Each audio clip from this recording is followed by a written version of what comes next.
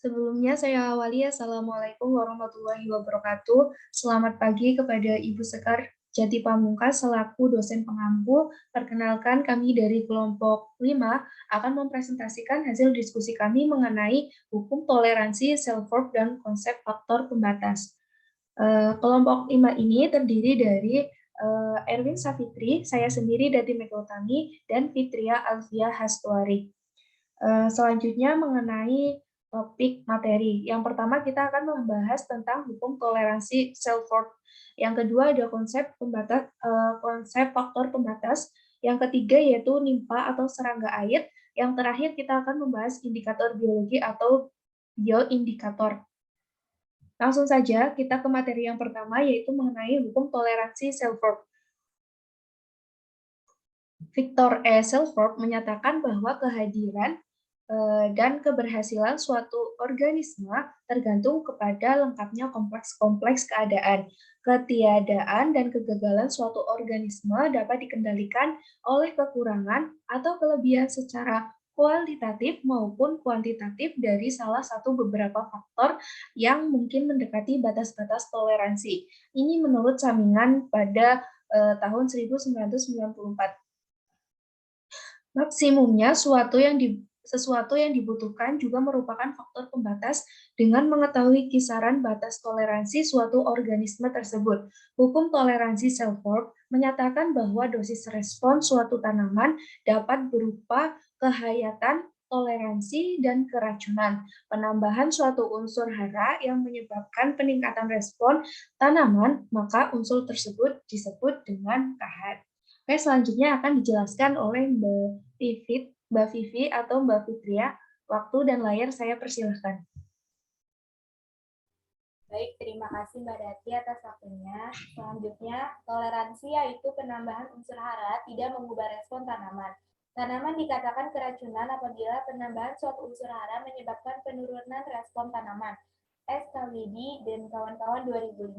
Besar populasi dan penyebaran suatu jenis dapat dikendalikan oleh faktor yang melampaui batas toleransi maksimal atau minimal atau mendekati batas toleransi. Apabila melampaui batas itu, yaitu lebih rendah dari batas toleransi minimal atau lebih tinggi dari batas toleransi maksimal, maka makhluk hidup itu akan mati dan populasinya akan punah dari sistem tersebut.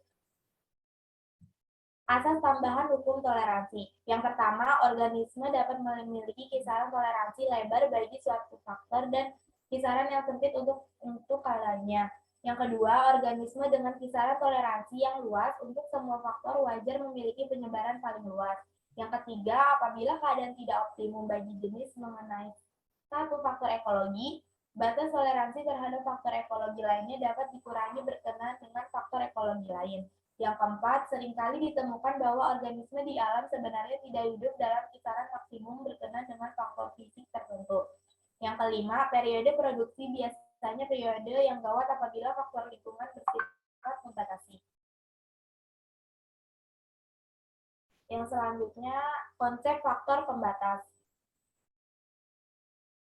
Apabila faktor lingkungan tidak seimbang dengan faktor lingkungan yang lain, maka faktor pembatas dapat menekan atau akan menghentikan pertumbuhan organisme. Faktor lingkungan yang tidak optimum akan menurunkan tingkat produktivitas organisme. Prinsip ini disebut prinsip faktor pembatas. Pentingnya faktor fisik sebagai faktor pembatas. Yang pertama, temperatur atau suhu. Beberapa organisme dapat hidup pada temperatur yang rendah sekali. Sedangkan beberapa mikroorganisme, terutama bakteri dan algae, dapat hidup dan berkembang pada musim-musim semi yang panas kira-kira 880 derajat Celcius. Organisme yang hidup di air umumnya mempunyai batas toleransi lebih sempit terhadap suhu daripada hewan yang hidup di darat, sehingga temperatur penting dan seringkali merupakan faktor pembatas. Yang kedua ada cahaya, adalah sumber energi, tetapi juga suatu pembatas pada kedua tingkat maksimum dan minimum. Oleh karena itu, cahaya sebagai faktor pembatas dan pengontrol. Intensitas cahaya mengontrol seluruh ekosistem melalui pengaruhnya pada produksi primer. Yang ketiga ada air. Air ini untuk fungsi fisiologis perlu bagi semua protoplasma. Dari sudut ekologis, faktor pembatas curah hujan sebagian besar ditentukan oleh geografi dan pola gerakan udara yang besar atau sistem iklim. Penyebaran curah hujan sepanjang tahun merupakan faktor pembatas yang sangat penting untuk organisme. Yang selanjutnya ada nimfa atau serangga air yang akan dibacakan oleh teman saya, Mbak Erwin. Mbak Erwin, dipersilakan. Terima kasih Mbak Fitria atas waktunya. Selanjutnya, serangga air paling banyak ditemukan di zona litoral yang merupakan daerah dangkal di mana cahaya dapat menembus sampai dasar. Serangga air penting untuk beberapa alasan. Keadaan tidak optimum. Apabila keadaan tidak optimum bagi suatu jenis mengenai satu faktor ekologi, batas toleransi terhadap faktor ekologi lainnya dapat dikurangi berkenaan dengan faktor ekologi lainnya. Periode sangat gawat atau kritis, yaitu periode reproduksi yang merupakan periode yang sangat gawat bila faktor lingkungan bersifat batasi. Selanjutnya, faktor fisik alami tidak hanya merupakan faktor pembatas dalam arti merugikan, tetapi juga merupakan faktor pembatas dalam arti menguntungkan, sehingga komunitas selalu dalam keadaan seimbang atau homeostatis. Faktor pembatas di alam, organisme tidak hanya beradaptasi terhadap lingkungan fisik atau toleransi saja, tetapi juga memanfaatkan periodisitas alami untuk mengatur kegiatan dan memprogram kehidupannya. Adanya interaksi penting untuk mengontrol distribusi dan jumlah populasi. Keadaan atau faktor kompensasi organisme dapat mengadakan adaptasi dan mengubah keadaan lingkungan fisik untuk mengurangi efek hambatan terhadap pengaruh suhu, cahaya, air, dan sebagainya. Contoh, hewan unta mempunyai tempat penyimpanan air di gunungnya agar tahan tidak minum di padang pasir dalam jangka waktu yang lama. Anjing laut mempunyai lapisan lemak yang tebal di tubuhnya untuk bertahan di daerah dingin. Selanjutnya yang keempat, indikator biologi atau bioindikator. Bioindikator ekologis adalah makhluk yang diamati penampakannya untuk dipakai sebagai petunjuk tentang keadaan kondisi lingkungan dan sumber daya pada habitatnya.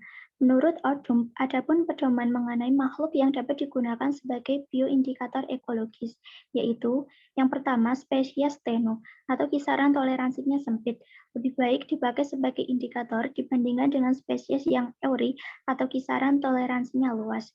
Yang kedua, spesies yang dewasa lebih baik dipakai sebagai indikator dibandingkan dengan yang masih muda. Yang ketiga, sebelum mempercayai penampakan makhluk sebagai indikator ekologis, maka terlebih dahulu harus ada bukti yang cukup bahwa suatu faktor yang dipermasalahkan memang benar dapat membatasi. Yang keempat, banyak hubungan di antara jenis, populasi, dan seluruh komunitas seringkali memberikan indikator yang lebih dapat dipercaya daripada satu jenis tunggal karena integrasi keadaan yang lebih baik dicerminkan oleh keseluruhan daripada oleh sebagian. Selanjutnya, Spellerberg dalam Agus memilahkan spesies indikator polutan menjadi 5 kelompok, yaitu yang pertama sentinel, kedua detektor, ketiga eksploitor, keempat akumulator, dan kelima organisme bioasai. Tingkat cemaran makrozobentos indikator terbagi menjadi 6, yaitu tidak tercemar, tercemar ringan, tercemar sedang, tercemar agak berat, dan sangat tercemar. Berikut merupakan daftar pustaka yang kelompok kami gunakan sebagai referensi. Sekian pemaparan dari kelompok kami, ada kurang lebihnya kami mohon maaf.